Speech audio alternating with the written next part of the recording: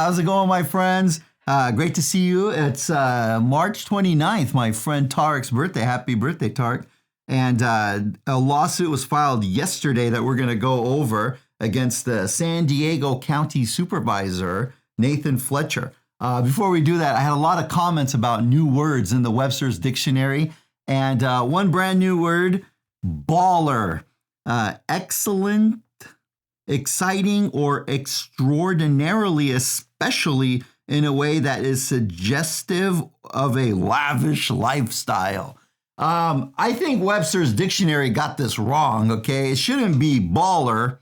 It should be balla, all right? That's how we used to say it, at least when I was a kid. You know, maybe the millennials are a little more professional. They say, he is a baller. We used to say he's a baller. All right. By the way, I want to go back a few episodes ago. I talked about this lawsuit, Brett Favre against Pat McAfee. Folks remember that? Well, guess what happened today? Pat McAfee, he hired lawyers, like I said he should, and they filed a motion to remove the case to the federal court. Remember, I had said that the jurisdiction was not proper in a state court and that Pat McAfee would be within his rights to remove it to a federal court. And also, before that, we did an episode on Michael Irvin.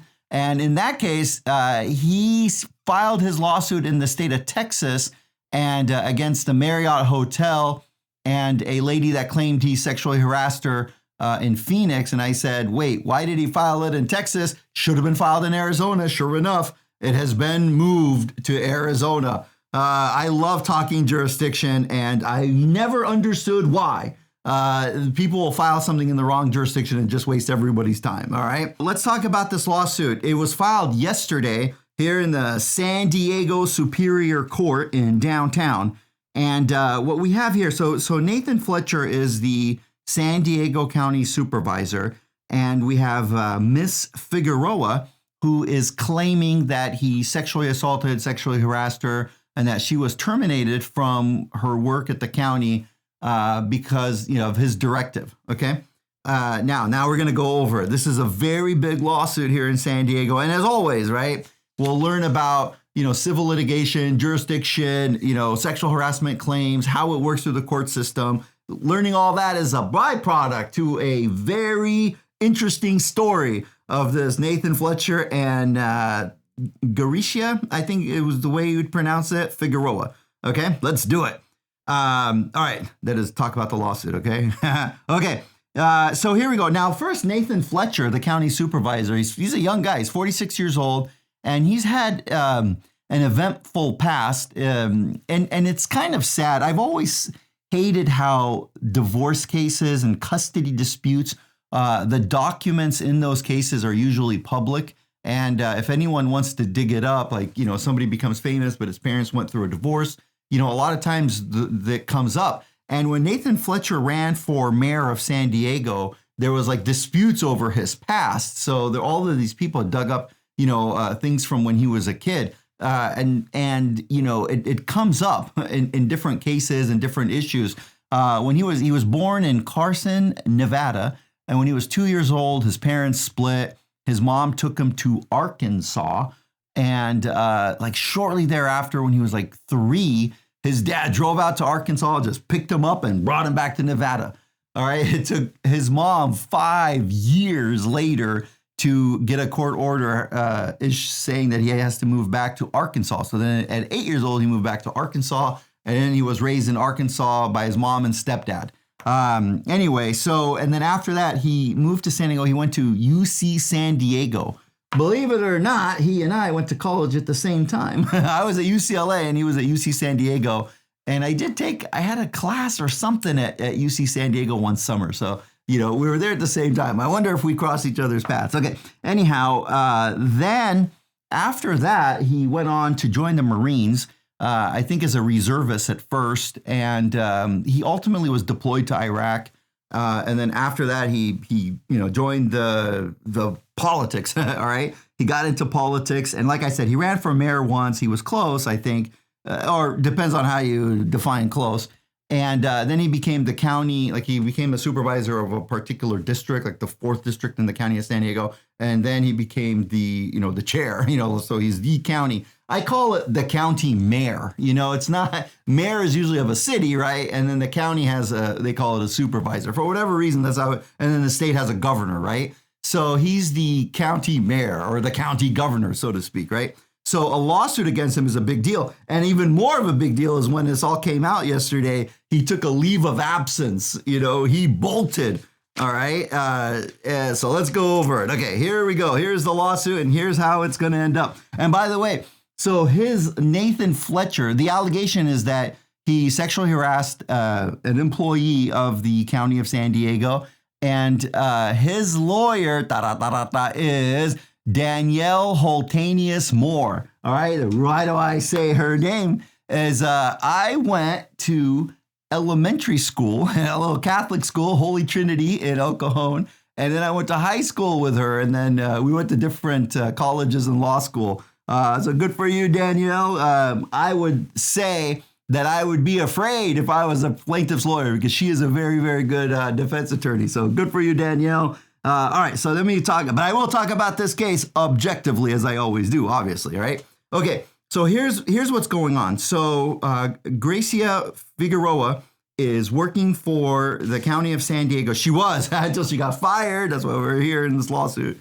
All right, and as she was working for the county of San Diego, she worked, to be specific, for the San Diego Metropolitan Transit System. And what's it called? You know what? I said the county of San Diego, it's technically within the state of California. So that's kind of like if you go up the ranks of everything, but it's in San Diego, but it's technically a part of the state, but it manages the San Diego area. And it has to, that department always has to, run along with the city of San Diego, the county of San Diego, and all that, right? So here we go. So what happened was, in this law, I'm going to quote her lawsuit. This isn't Joe Samo talking, right? So she worked for the Metropolitan Transit System. We call it here MTS. And here we go. Her own lawsuit. It's really confusing. All right. So she's a 34-year-old woman. She was born in Peru and moved to Southern California with her family as a teenager. She is fluent in both Spanish and English, although her English carries an undeniable South American accent. And then in her lawsuits, it writes, she is a diminutive 5'2" tall, weighs 130 pounds, and has dark hair and tan skin. I don't know why in her own lawsuit she described, or her lawyer describes her that way. It's I think my guess is that they're kind of painting to the judge. She has these really cute features that a lot of guys would think is cute. And I think that's, I don't know why else. They could have just said she's a 34-year-old professional woman, right? Or just 34 years old. Anyway, all right. So that's how they describe her. Now, first things first, I have to talk jurisdiction. All right. She files her lawsuit in the state court in San Diego.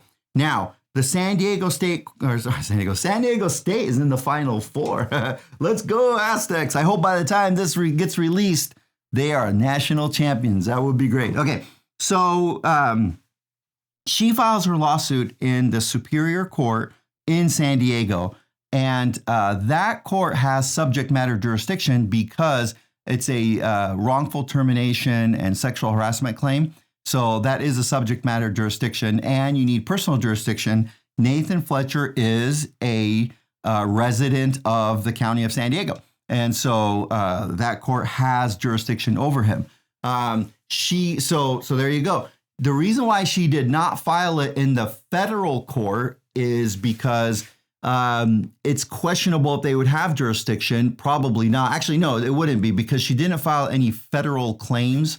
And both of them are citizens of the same state, so there would be no what's called diversity jurisdiction. And even if there was a federal claim, because I said at one point it's questionable, but no, she doesn't want to assert any federal claims if she doesn't have to, because there is a procedural benefit in the California state court over the federal court in California. And that procedural benefit is that in the state court, when you're a plaintiff, you only need 10 out of 12 jurors to agree if a defendant is liable, and a number. You only need 10 out of 12. That's a lot better than the federal court rule, which is 12 out of 12, okay? If you do the math, 12 out of 12 is a higher percentage than 10 out of 12, okay? So there you have it. I mean, that is a ginormous benefit to plaintiffs, right? So anyway, so that's that. Okay. So it's in the San Diego Superior Court. Now comes like, what the heck happened for her? And she is seeking millions and millions and millions. All right. And by the way, when this was filed and served, the county supervisor, at the time this was filed, he left he took a leave of absence, and he is now seeking treatment for post-traumatic stress disorder over this lawsuit, claiming that she's lying, she made this up, it's all a harassment deal against him, and that he's traumatized by it. Okay. And he does admit that he had an affair with her. Nathan Fletcher is married. Coincidentally, he's married to an employee of the government. Wow. What are the odds of that, right? Like this guy, what do they say? You don't go to the bathroom where you eat. This dude does, right? So anyway, so he is married, and he does admit that he had an affair with Miss Figueroa, and that it was a consensual affair. And she's saying that it was not a consensual affair. Okay. Okay, so here we go. Let me explain kind of what happened. And this is going to be, every little thing here is extremely important. So Miss Figueroa worked for the Metropolitan Transit System. And so she wasn't a direct subordinate of Supervisor Fletcher. And that's important. Like, they worked in different departments. But if you think about it, obviously, right, the county supervisor is on a higher level than she worked for like the public relations in the the MTS. So her level would be here, his level is way up top, right? So he's in high level, but they're not on the same ladder. His ladder is the county of San Diego, hers is this the transit system. And the reason why that's important is because it's in a sense, it's a lot less intimidating, because he's not her direct boss, okay? Of course, though, he's the county supervisor. Do you see what I'm saying? So that comes into play, and it will always come into play. The jury will know about that, and that is a very big issue. She says that he used to describe her as a natural Peruvian beauty. Okay, I'll just leave it at that and keep going. Okay, so she starts in her complaint against Mr. Fletcher. She says that this whole thing started when he began to stalk her online. All right. Let's see. I think that's online stalking. I mean, that's I don't know if stalking online, if you're doing it like quietly or whatever, you can't get in any sort of trouble. But if you're like physically, like you go to someone's house, even if you're not causing any trouble, that is illegal. But if you're always just online looking someone up, it's hard to it's hard to say that that's stalking. But it's gonna get a little more extreme, which is when it crosses the line. Okay, the line. All right, so here we go. What she's claiming, and she has evidence of this, and Mr. Fletcher will not deny this, is that he started checking out her Instagram account. Okay. So she has a private Instagram account, and that he would check it out, and that, and this drives me crazy. In the complaint, they said, and then he would openly like, and he would openly comment, all the if you can't see me, right, I'm doing the air quotes. Like, I think we all know now what a like and what a comment is and what a follow is, right? I don't think we need those quotation marks there anymore. But anyway, so he started liking and commenting. But what she says is he does not end up following her. So to her, she's painting it as a more kind of, creepy situation where he kind of like goes on her personal account and like comments and likes, but he's not following her. So he's intentionally kind of looking her up. And I don't know, what do you guys think? If she makes her account public, right? It's a gray area, would you say? yeah, it's a gray area. I see these guys over here, they're deleting their Instagram likes and stuff. No, just kidding. Okay, so, but it is kind of strange. I would say it's kind of strange in the sense that you have an Instagram account and the pictures that he liked, is she would take a beach picture or a bikini picture, and sure enough, he would like it, and his comments are awesome. They're like the hands clapping, you know what I'm saying? Things like that.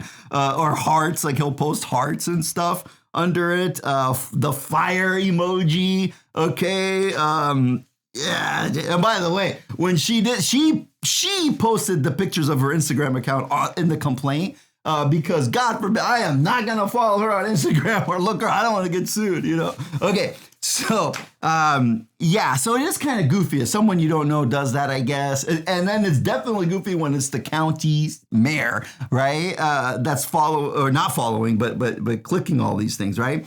Then there was an event, November 2021, where, the county supervisor was there, and it was an MTS type of event, that the MTS folks were that. And then he gave while he was there, he then went up and talked to her. Okay, so this is the first time there's actually a physical kind of interaction, right? And he asked things like, "How have you been? What are you? How are you?" Things like that, right? Then it becomes a bigger deal, and that is what of all dates to do a press conference, and was February 14, 2022, right? You know what that is, Mateo. Oh, such a romantic Mateo. Yeah, Valentine's Day. February 14, 2022, Supervisor Fletcher gives a press conference. And after the press conference, he had seen her there because she's a public relations manager. And then after the press conference, he went up to her and, according to her, gave her a non-consensual hug, okay? And he just out of nowhere, and then he started talking to her about her Instagram account, things like that, okay?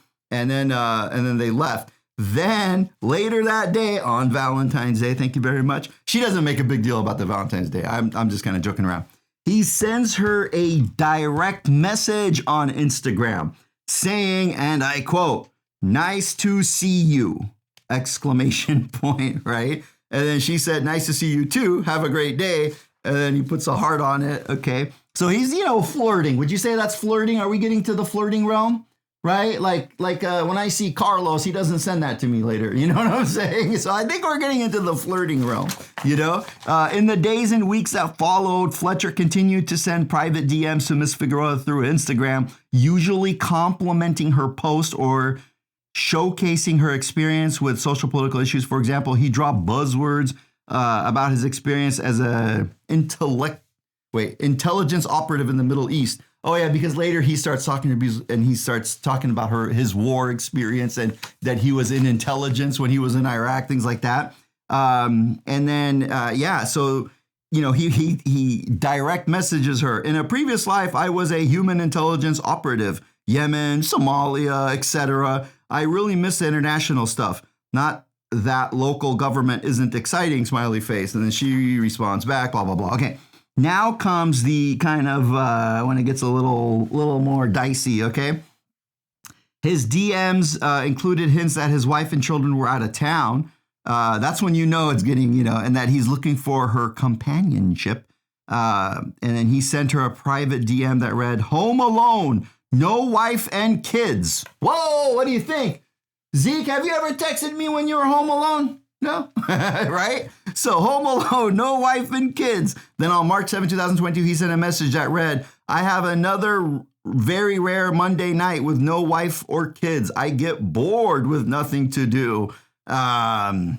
He should play chess online. Okay, that's my favorite thing to do. Is I just play chess online, and I could do that for hours, all right? No need to get bored these days, Mr. Fletcher. I just got home all amped up from class and energy from students. Oh, and all home alone tonight. So he's telling her he's going to be home all night. By the way, he also teaches at UCSD. Okay. Hey, don't flirt with any of the students there, dude. Okay. Yeah, and then so on. He then, when she posts more kind of bikini shots on her Instagram, he starts posting more. He starts commenting more on it, more emojis and all that great jazz. And then, notably at this time, Fletcher and his family were living at a hotel in downtown San Diego while repairs were being made to his home. There was a intentional fire set at his house a few years ago. Actually, I think 2 years ago. And it was suspicious because they never found out who set the fire. We didn't start the fire. We don't know. We don't know if it was Mr. Fletcher or it was like like a random arsonist or somebody that wanted to kill him. All right. I don't know. Nobody knows because they never found out. Okay. So here we go. So sometimes he's home alone in his hotel. On May 2, 2022, Fletcher began to solicit Miss Figueroa to meet him outside of work, but insisted that Miss Figueroa keep it very discreet. For example, Fletcher told Miss Figueroa in private messages that if I went to lunch with you, beautiful woman, in parentheses, our lunch would be on social media in 10 minutes. You get the problem we would have if it out publicly. Okay, that's not me talking. That's his text. We just have to find the right setting.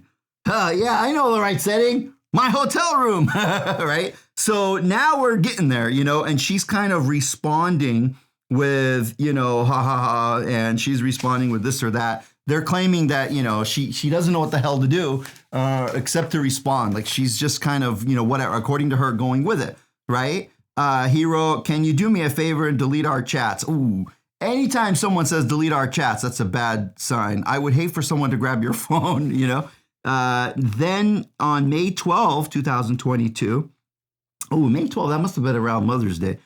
He does have kids with his current wife. Fletcher asked Miss Figueroa to visit him at his hotel. He told her, my wife and kids are out of town, and he wanted her to, go to the hotel. And then sure enough, let's see, she does meet him there. Okay. And one thing leads potentially to another. All right. When Miss Figueroa arrived at the hotel, Fletcher met her outside and instructed her to follow him through the lobby to the elevators, and keep a distance from him so that, people don't see him. And then then they took the stairs. This is, I don't want to get into too much. But then when they started taking the stairs, he started to kiss her, and then he started to tell her how much he loves her and he has a crush on her, that he wants to have drinks with her and this and that, right? And then the next morning he texts her and and he keeps just going after her. Is this getting too dicey? Should I skip through some of the details? You guys are good with all these details? All right. So he keeps this going. Okay, so the next few pages of the story is that he is getting more and more, they're getting more involved. And all of it is, him kind of, suggesting all of this and kind of coming after her. Now, keep in mind, this is her side of the story, right? His side of the story, he said this was all consensual, which, okay, I think, if I was, I think a jury would think that this is quasi-consensual or completely consensual. I think. It doesn't seem to be that much coercion. I don't know. I don't see it yet. If I was on the jury, I'm just kind of like being objective here. I wouldn't see that much coercion yet. And then he starts, it just kind of goes on. He keeps going after her. He keeps sending her private DMs. To me, it just looks like he's hitting on her. I don't know. It just seems like he's hitting on her. And he's trying to go out with her. Again, he's not her supervisor. He's just supervisor of the whole county, but he's not her direct supervisor. Do you get what I'm saying? Okay. And now it starts kind of getting out. And then the other people in the MTS start learning of this. And people start asking her kind of like strange questions and looking at her weird if there's like a press conference when the supervisor, Nathan Fletcher, comes in there, right? And then she says, from that point on, Miss Figueroa carried an unremitting sense of anxiety, wondering if her entire department or even the entire MTS organization knew that Fletcher was pursuing her sexually. She felt trapped because on the one hand, Fletcher's relentless pursuit of her was changing the conditions of her employment and blah, blah, blah, right? This makes sense. Like, it's kind of like, it's stressing her out. Like people are starting to realize this. And the last thing you want when you're working for the government is for other government officials to know that you're sleeping with other government officials. Like it's kind of a no-no, so to speak, especially when the guy's married and especially when he's the supervisor of the whole county, right? And then your whole work has to deal with him all the time. Okay, so at one point she was picking up mail outside the boardroom, and then she was unexpectedly approached by Fletcher's bodyguard. The bodyguard asked whether Miss Figueroa was employed by MTS or the County of San Diego, and whether he had seen her at a county board of supervisors meeting in the past, because he felt that he's seen her around the building, the county administration building. So what happened here is there was this random bodyguard of Fletcher, and he saw her. He goes, "Oh, I know who you are. Didn't you work here? Blah blah blah." There. By the way, why does Nathan Fletcher have a bodyguard? Anyone want to beat that guy up? Right? I don't know. Where's Michelle? Do you want to beat him up? All right. Oh, his wife might want to. Yeah, that's a good point. His wife might want to beat him up, right? So he does have a bodyguard, right? And then that was a weird interaction with the bodyguard. He texts her. Nathan Fletcher starts texting her before they go to meetings and stuff. He'll say, "Hey, I'm going to be at this meeting and let's go say hi and blah, blah, blah," right? Okay, so let's get on. It's going to get... okay, long story short, it gets more sexual, right? And then on New Year's Eve 2022, Fletcher sent Miss Figueroa a message previewing his intention to pursue her into the new year. He said, "Happy New Year, mi Amour. Here is to a 2023 where all our desires come true." And then he says, "Don't reply. We'll see you in 2023. Wow. Okay. What's going on, man? What do you guys think? Hitting on her or coercion? I mean, this is what the jury is for, right? He's obviously hitting on her, but it's murky because of this, the whole situation.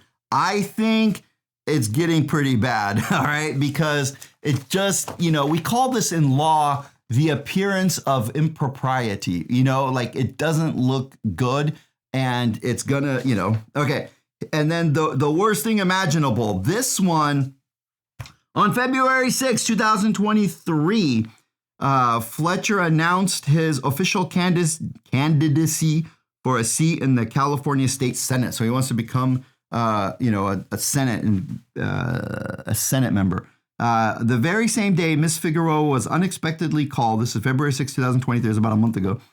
Into a closed-door meeting with the MTS Chief Human Resource Officer, Jess Stumbo, and abruptly fired. She received no warning, no opportunity to speak with her supervisor or anyone else at MTS, and she was required to leave immediately without gathering her personal belongings. And they would not tell her why she got fired. Okay, one thing I do know about working for the government is that it's very hard to get fired working for the government. I mean, these guys, the heads of the police chiefs and all that in the Uvalde, Texas, that poor incident where all those kids died. It's like they didn't even get fired right away, and they were, and what is that Congressman Santos, right? He's still not fired. That guy lied about everything.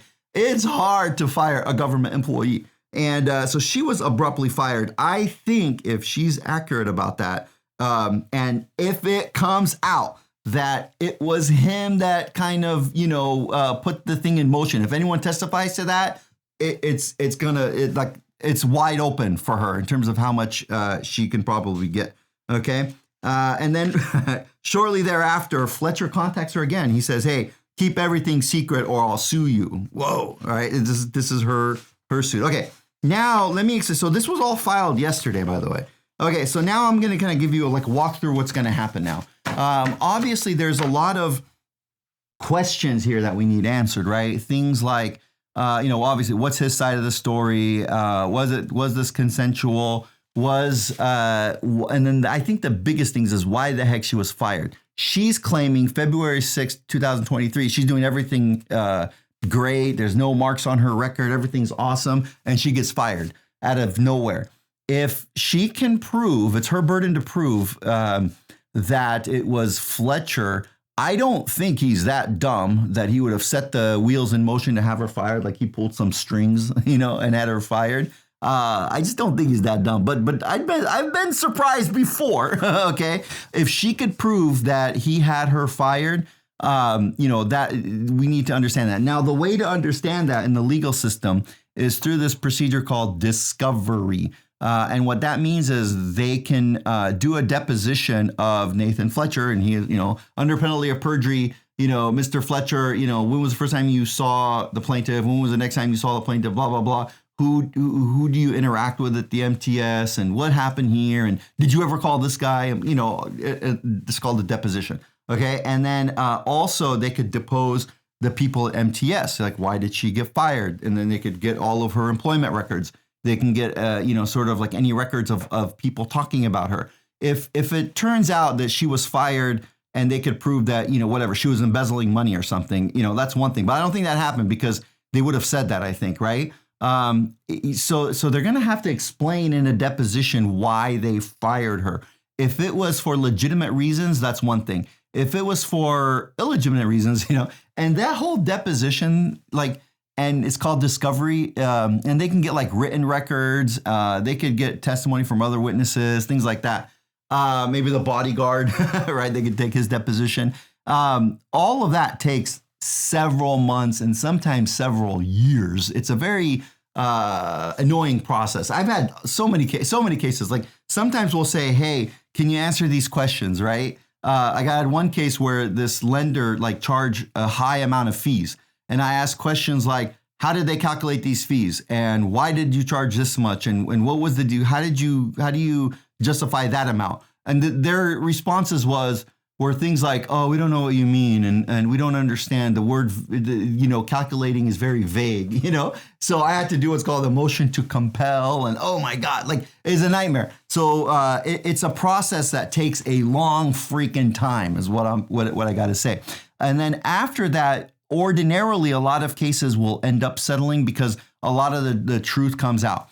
Now, I think it's probably a case of him just, going after her, flirting with her, and all of that.